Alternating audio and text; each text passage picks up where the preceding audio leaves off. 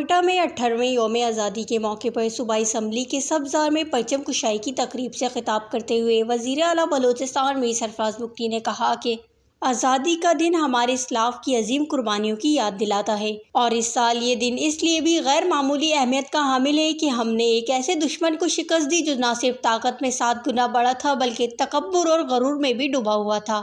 ہماری بہادر افواج نے جس جوان مردی اور عزم کے ساتھ اس دشمن کے دانت کھٹے کیے وہ پوری قوم کے لیے فخر کا باعث ہے۔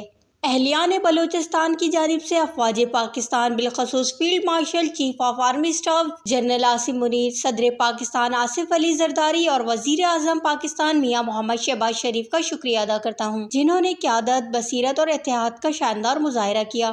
انہوں نے کہا کہ گوادہ سے صوب اور پورے بلوچستان کی عوام نے جشن آزادی کو جوش و جذبے کے ساتھ منایا، اور یہ اسی زندہ قوم کی پہچان ہے جو اپنی قومی تہوار کو ولولے کے ساتھ مناتی ہے۔ وزیر اعلیٰ نے مزید کہا کہ دہشت گردوں کی آنکھوں سے آنکھ ملا کر ان کی مذمت کرنا ضروری ہے۔ دہشت گردی کے خلاف اس جنگ میں پارلیمنٹ کو لیڈ لینی ہے اور پارلیمنٹ کے ساتھ علماء کرام اور تمام مکاتب فکر کو قیادت کا کردار ادا کرنا ہوگا۔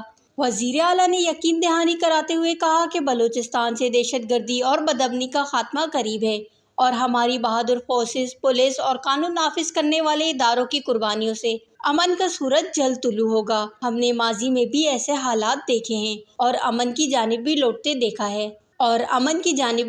دیکھا ہے۔ اب بھی ہمیں پختہ یقین ہے کہ عوام سیکورٹی فورسز مل کر دہشت گردی کے ناسور پر قابو پانے میں جلد کامیاب ہو جائیں گے اور بلوچستان ماضی کے مثالی امن کی طرف لوٹے گا۔ تقریب کے اختتام پر وزیر اعلیٰ نے تقریب میں پرفارم کرنے والے اسکول کے بچوں کے لیے 5 لاکھ نقد انعام کا اعلان بھی کیا۔ وش نیوز، کوئٹہ، بلوچستان۔